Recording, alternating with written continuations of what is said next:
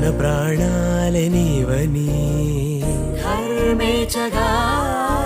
తన మనసంత నీదని అర్థేచగా తన వలపంత నీకని కామేచగా అవధులు లేని ప్రేమకై మోక్షేచగా